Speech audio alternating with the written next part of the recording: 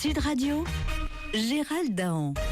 Voici le sommaire pour commencer de 50 minutes Inside de ce week-end présenté par mon ami Nikos Aliagas.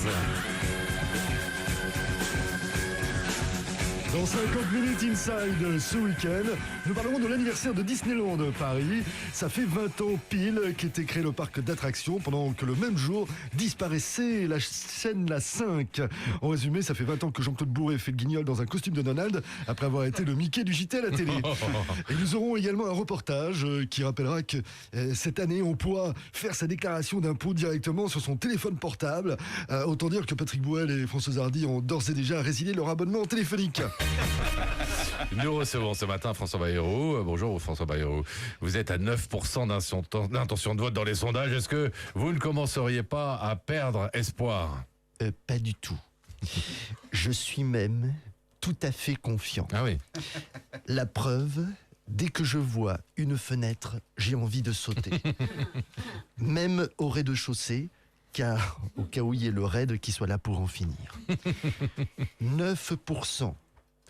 9%, c'est nul. C'est la 3e fois que je me présente et je suis 5e. C'est nul. Tout à l'heure, j'ai encore appelé SOS Amitié. Dès que j'ai dit mon nom, ils ont raccroché au nez. Oh, mais non, mais monsieur Bayrou, vous faites encore partie du paysage politique, même si vous êtes à 9%. Vous pourriez obtenir une alliance, par exemple. Une alliance, c'est nul. Ou alors peut-être. J'ai un message à adresser alors à ce moment-là, monsieur Bataille, à monsieur Sarkozy. Monsieur le Sarkozy, je vous en supplie, ceci est un appel au secours. Je vous échange le modem contre un poste de Premier ministre, ou même de ministre normal, ou de secrétaire d'État aux eaux et forêts des départements d'outre-mer de l'hémisphère nord. S'il vous plaît, monsieur le Sarkozy, je fais les photocopies, je sais faire le café, je peux être dame pipi. Même si c'est nul, je resterai là, dans un coin silencieux, invisible. Laisse-moi devenir l'ombre de ton ombre. L'ombre de ta main. L'ombre de ton chien. Je suis tout à fait confiant, mais quand même. Au secours! La classe politique française a condamné la mort d'un policier de la brigade anticriminalité de Chambéry, tué lors d'une intervention contre des cambrioleurs. Claude Guéant, avez-vous une piste concernant le criminel ? Bravo Alpha Tango, bravo Alpha Tango, bravo Alpha Tango. Ici le chef des renseignements de la communication de l'intérieur de la France sarkozyste. Eh bien monsieur Bataille, tout est sous contrôle. Le terroriste a été mis hors d'état de nuire d'une balle dans la tête. Je répète, le terroriste a été mis hors d'état de nuire d'une balle dans la tête. Je répète, Mohamed Merah est à terre. À vous. Ah oui, mais monsieur Guéant, Mohamed Merah, c'était à Toulouse. Là, je vous parle de Chambéry. Ah pardon. Merde.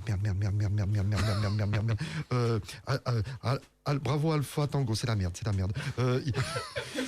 Si ce n'est lui, c'est donc son frère. Le frère de Mohamed Merah est en ce moment même appréhendé. Il va être mis en garde à vue d'une balle entre les deux yeux, en bonne et due forme. Tout est sous contrôle, la France est en sécurité. Votez pour nous, bien à vous.